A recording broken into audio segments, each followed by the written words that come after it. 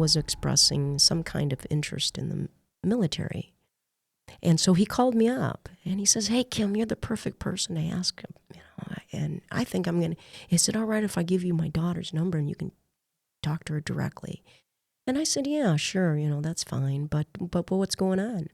And he says, "Well, she's the one." And I said, "Which one is this one?" And she's the one in college, and she's the one that knows exactly what she wants to do and how she wants to do it, and yada, yada. And I said to him, I said, "Well, then what's making her think about the military?" Yeah. And he says, "Well, just because of the career, the type of career it can give you, and blah, blah, blah, blah, blah." And I listened to him for about 5 minutes, and it was mostly about the tangibles, that it can be a regular check, a good future, sure, that kind of thing, give you structure. The GI Bill, all that stuff. Yeah, and I said,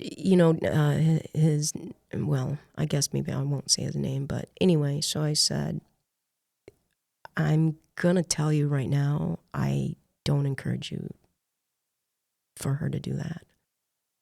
And there was silence, and he goes, "Really? Why?" And I said, "I believe the service is for really two types of people." And he said, "Whoa, that's surprising coming from you." Yeah. And he says, "Well, so tell me, why do you say two types of people?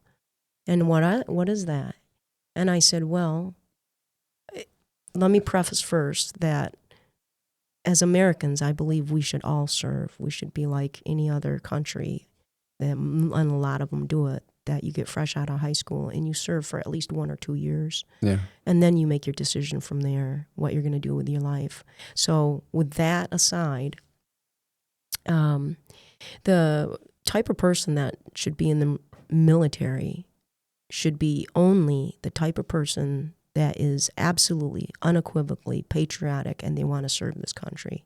And they understand, maybe not to the depths and scopes that they're going to once they get in, but they have a basic concept and cognizant of the fact that they're serving their country. They're even if they never see combat, you're serving your country. Right. United States of America. I mean, that's a big task. That's a big ask. Yeah. You are signing your life. Yeah, you're giving your life away. And you need to understand that. And I said, so that's number one. And then the other person, the person that's fresh out of high school, or maybe they're still in high school and they're lost. They don't know what they're going to do in their lives. Absolutely, they should go in the service because it creates structure, and yes, it can give you a good future and what have you. But more so, for me, the military is about the intangible. It goes back to self-integrity. Why am I really going in? I said, your daughter can go in for all the great tangible reasons, but I said, I do believe in, I'm kind of an energy person and a karma person a little bit, that I believe that if you're not doing something, and especially that's signing your life away, and even if you're only doing 4 years, it's your life. You're living and breathing it. Then you should be all in. And I'm a kind of a believer that can backfire a little bit, maybe if you're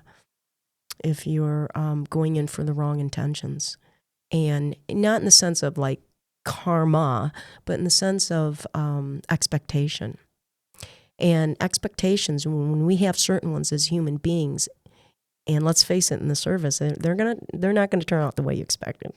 Okay? No way. Yeah. No, there's going to be things thrown at you in the military that you're going to be in for a serious wake-up call. So that destroys the psyche or can really throw it off.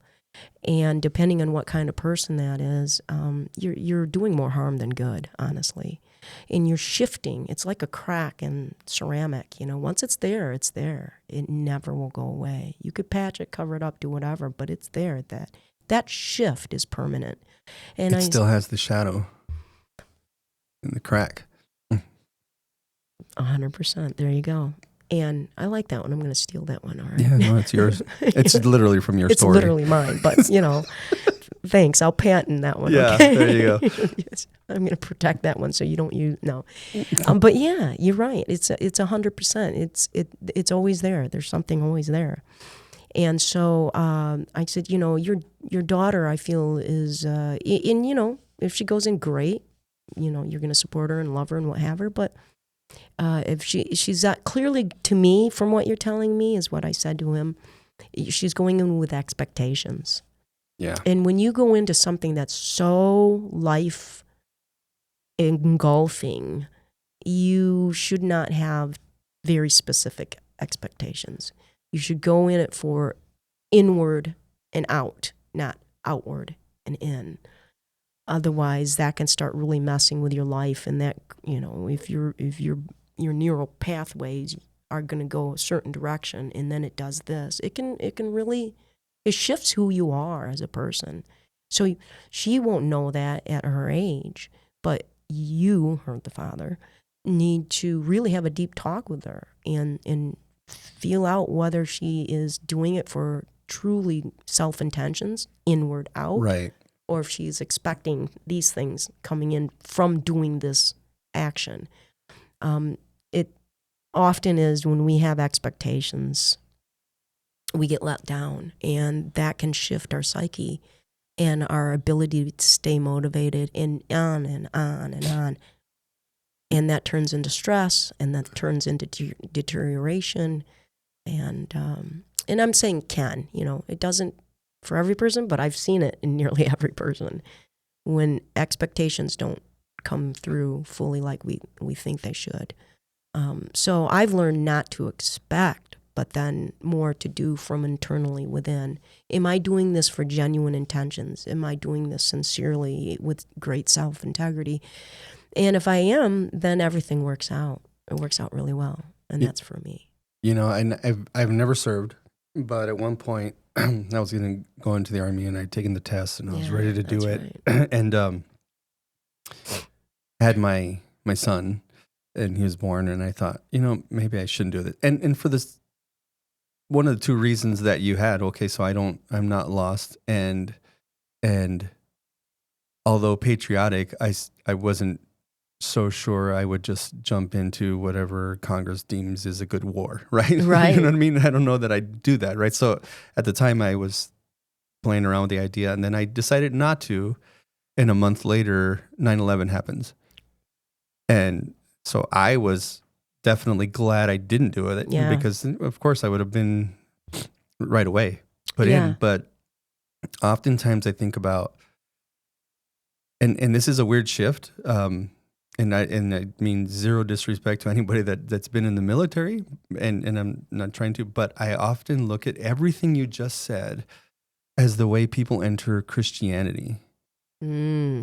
Right? Like they come in with expectations, they come in with what can it do for me? They come in, and instead of looking at it like, I want to serve, I'm whatever you want to call it, patriotic to the Lord. I want to serve the Lord. Mm-hmm. I want to give. I want to do these things. And then and it really is that. They don't come in as one of those two. And it is the same thing, isn't it? It's like, so I'm going to patent all this, but it's the same thing as there's two kinds of people, right? It's like they want to serve God, or they're lost and they find him.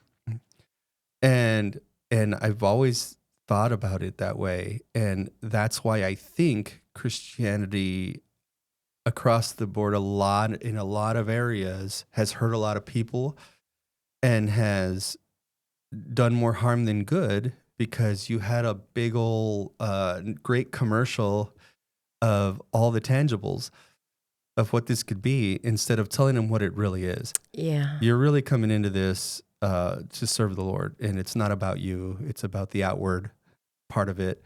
And so then they all come in and they get hurt, and then people get upset, and somebody gossips and dumb little things on a smaller level, obviously. But then you have a lot of not real Christianity, not real soldiers of the Lord, if that makes any sense. No, that's 100% correct. In fact, that's very, I mean, that is an exact match. You are correct.